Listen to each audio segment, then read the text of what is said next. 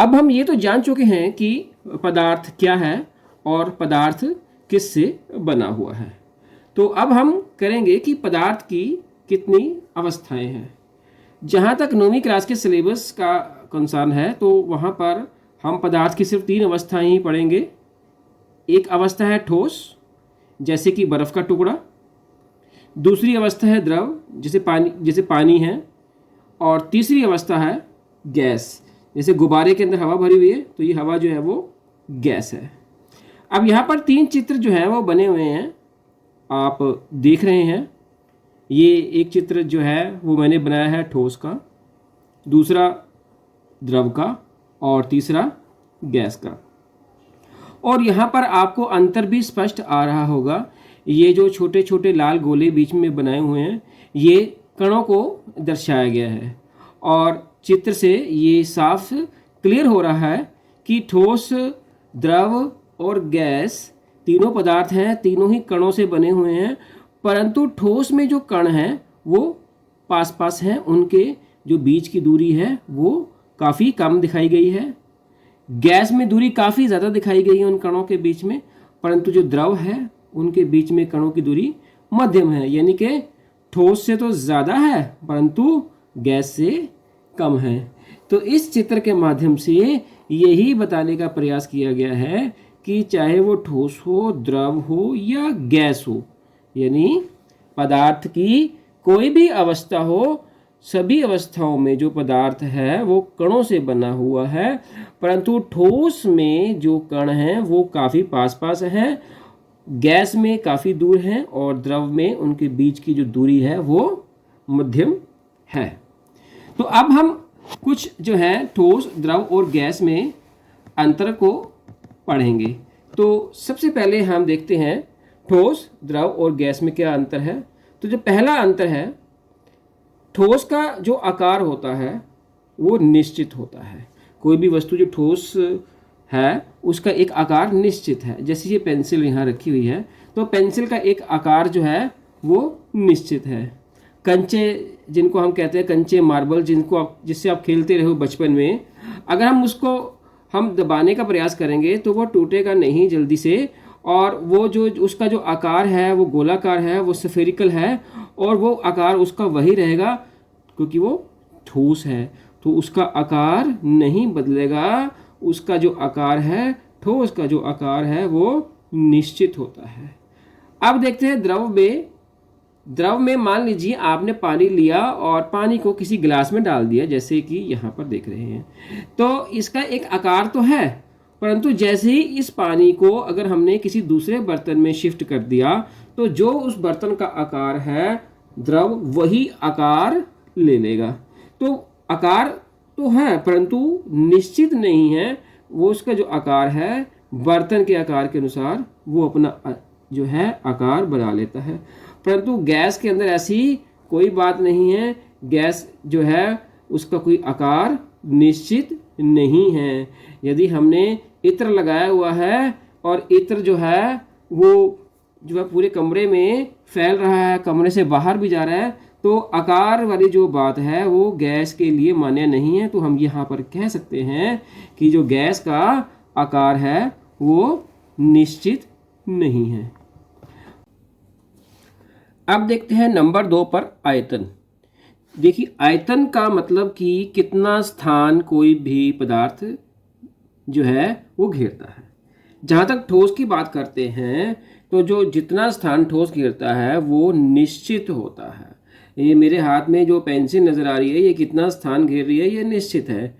यदि मैं इस पेंसिल को एक कमरे से दूसरे कमरे में ले जाऊँ, बैग में डाल दूँ, तो ये उतना ही स्थान घेरेगी जितना कि ये स्थान अब घेर रही है।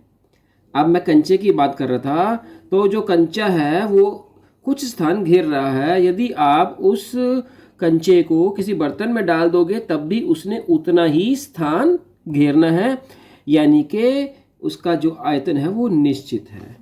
जहाँ तक द्रवों की बात है तो द्रवों का आयतन भी निश्चित है, वो बदलता नहीं है। यदि एक बर्तन में 1 लीटर पानी पड़ा हुआ है और आपने उसको किसी गिलास के अंदर शिफ्ट कर दिया, दूसरे बर्तन में डाल दिया, तो वो 1 लीटर ही रहेगा, उसका आयतन बदलेगा नहीं। जहाँ तक गैस की बात है, गैस का आयतन निश्चित नहीं होता।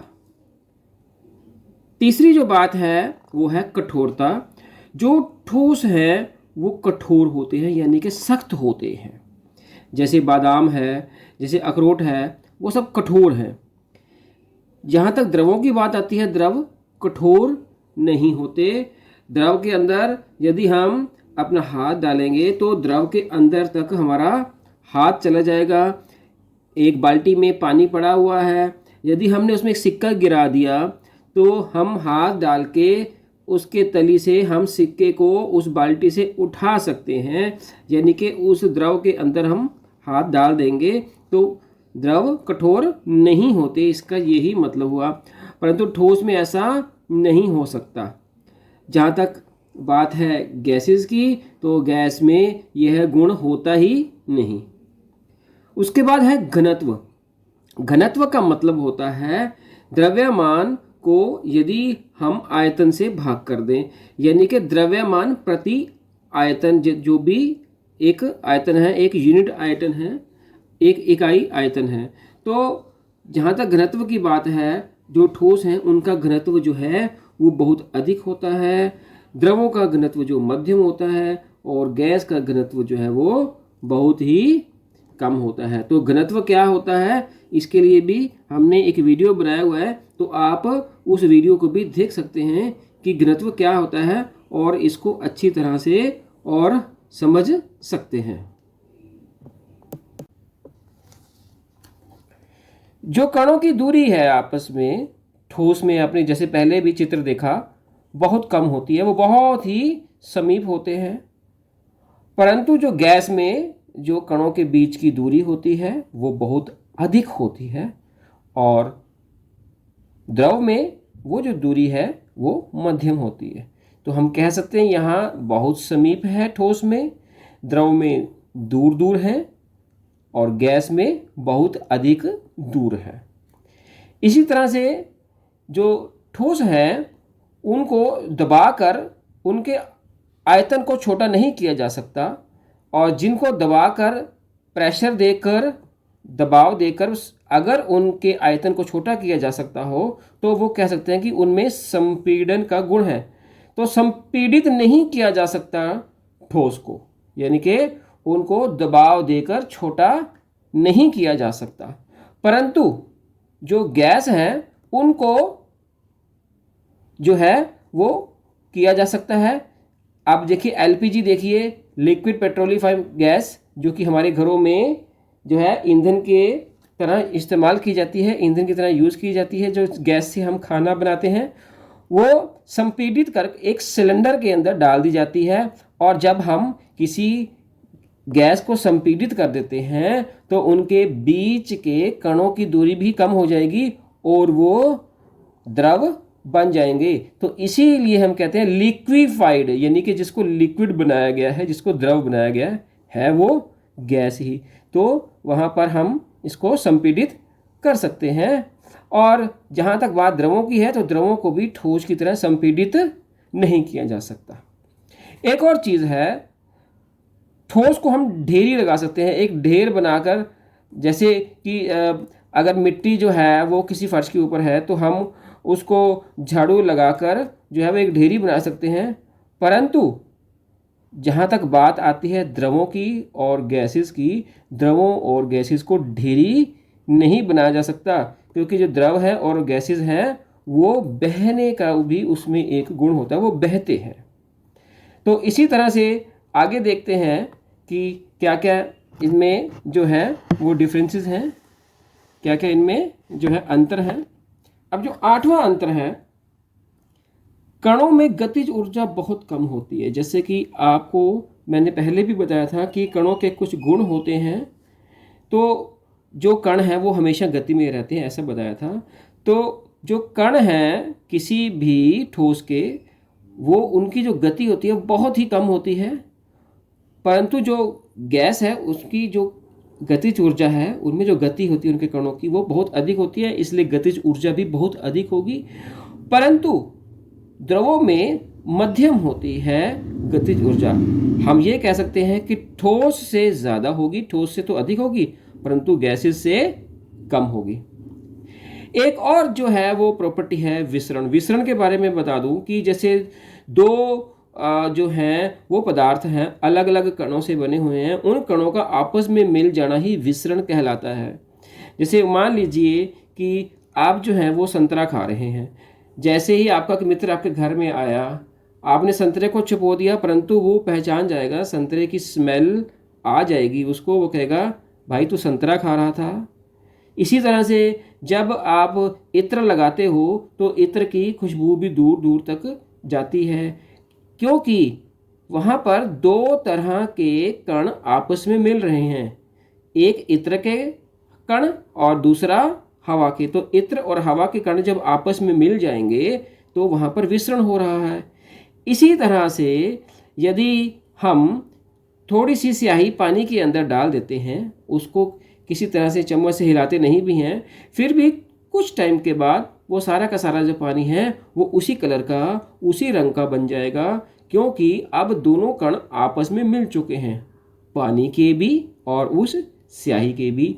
और उसी को आपस में मिलने की प्रक्रिया को ही विसरण कहते हैं। जहाँ तक ठोस की बात है, ठोस में विसरण ना के बराबर है। दो ठोस के कण आपस में अपने आप स्वतः नहीं मिल सकते। यदि आप एक चम्मच चीनी और एक चम्मच नमक को आप किसी कटोरी के अंदर रख दो तो वो अपने आप नहीं मिल सकते, वो जैसे रखे थे वैसे ही रखे रहेंगे। परंतु जहाँ तक गैस की बात है, गैस में ये जो विसरण है, दोनों दो कणों का आपस में मिल जाना, वो बहुत अधिक है। जैसे ही अभी मैंने आपको एक एग्जाम्पल दिया, एक उदाहरण दिया इत्र का और संतरे का। जब जहाँ तक बात आती है द्रवों की, द्रवों में भी यह गुण है, परंतु गैसों की तुलना में थोड़ा कम है और ठोस से तो काफ़ी अधिक है।